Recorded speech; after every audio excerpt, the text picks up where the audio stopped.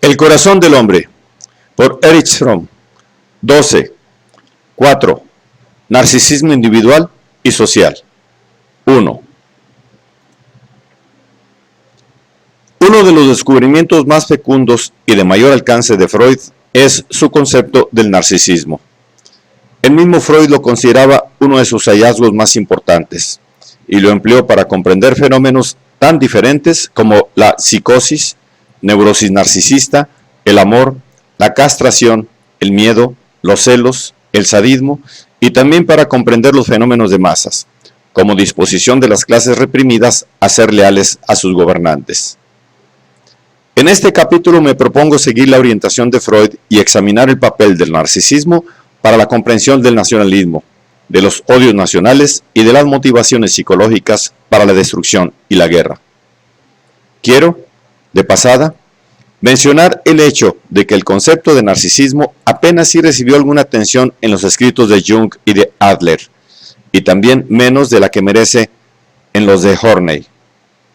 Aún en la teoría y la terapia freudianas ortodoxas, el uso del concepto de narcisismo quedó muy restringido al narcisismo del niño pequeño y del paciente psicótico.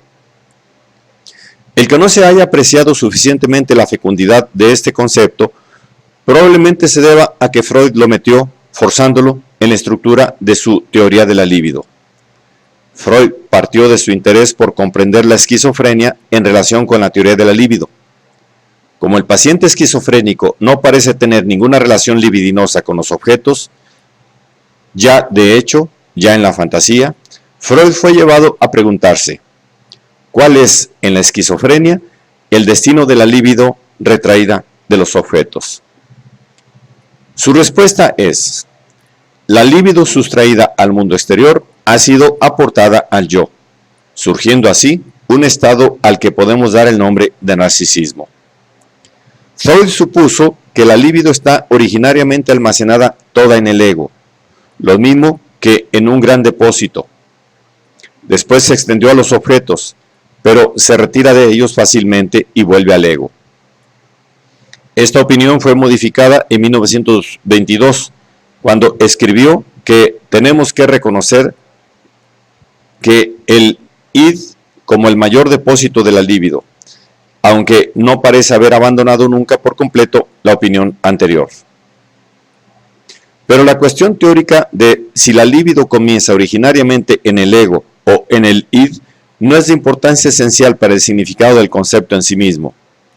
Freud no modificó nunca la idea fundamental de que el estado natural del hombre, en la primera infancia, es el de narcisismo primario, en que no hay todavía relaciones con el mundo exterior, que después, en el curso del desarrollo normal, el niño empieza a aumentar en plenitud e intensidad sus relaciones libidinosas con el mundo exterior, pero que en muchos casos, el más agudo de los cuales es la locura, retira su vinculación libidinosa de los objetos y vuelve a dirigirla a su ego.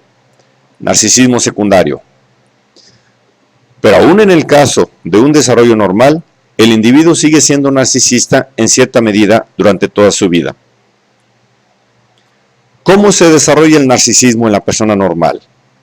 Freud esbozó las principales líneas de ese desarrollo y el párrafo que sigue es un breve resumen de sus hallazgos.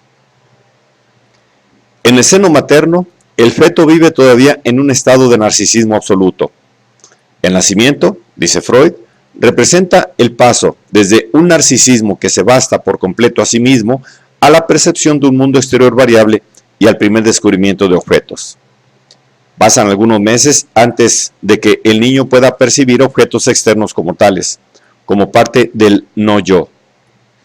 Mediante los muchos golpes que recibe el narcisismo del niño, su conocimiento, cada vez mayor, del mundo exterior y sus leyes, es decir, de la necesidad, el hombre convierte su narcisismo originario en amor al objeto. Pero, dice Freud, el hombre permanece hasta cierto punto narcisista, aún después de haber hallado para su libido objetos exteriores. En realidad, el desarrollo del individuo puede definirse, en términos de Freud, como la evolución desde el narcisismo absoluto hasta la capacidad para el razonamiento objetivo y para el amor al objeto. Capacidad, empero, que no trasciende limitaciones definidas. La persona normal madura es aquella cuyo narcisismo se ha reducido al mínimo socialmente aceptado, sin que desaparezca nunca por completo. La observación de Freud es confirmada por la experiencia diaria. Parece que en la mayor parte de los individuos puede encontrarse un núcleo narcisista que no es accesible a ningún intento de disolución completa y que lo desafía. Quienes no conozcan suficientemente el lenguaje técnico de Freud probablemente no se formarán una idea clara de la realidad y el poder del narcisismo, a menos que se haga una descripción más concreta del fenómeno. Esto es lo que trataré de hacer en las siguientes páginas. Pero antes de hacerlo, deseo exponer algunas aclaraciones sobre la terminología. Las opiniones de Freud sobre el narcisismo se basan en su concepto de la libido sexual. Como ya he dicho, ese concepto mecánico de la libido bloqueó, más que fomentó, el desarrollo del concepto de narcisismo. Creo que son mucho mayores las posibilidades de llevarlo a su plena fructificación si se usa un concepto de energía psíquica que no sea idéntica a la energía del impulso sexual. Jung lo hizo y hasta fue admitido inicialmente en la idea de Freud de la libido dessexualizada.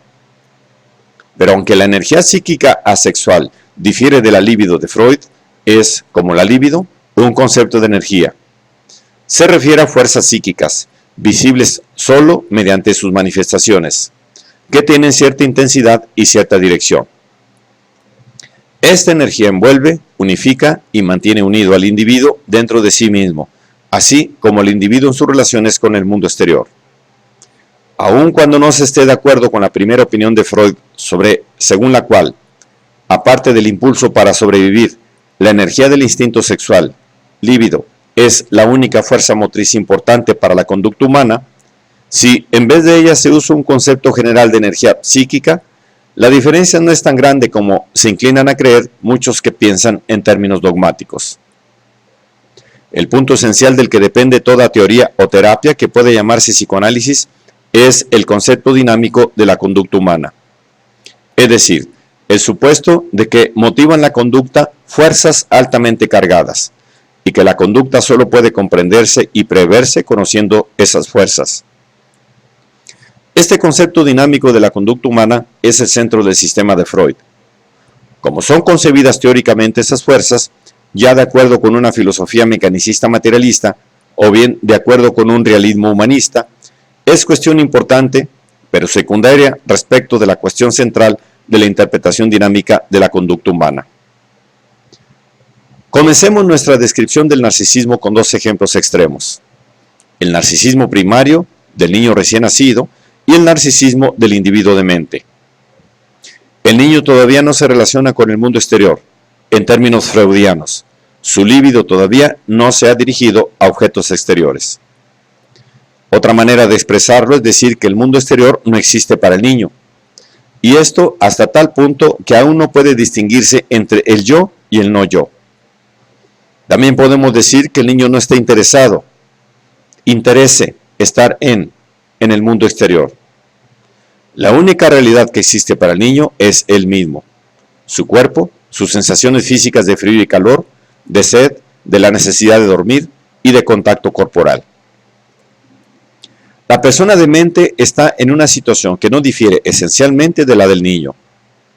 Pero mientras que para el niño el mundo exterior todavía no apareció como real, para la persona demente dejó de ser real.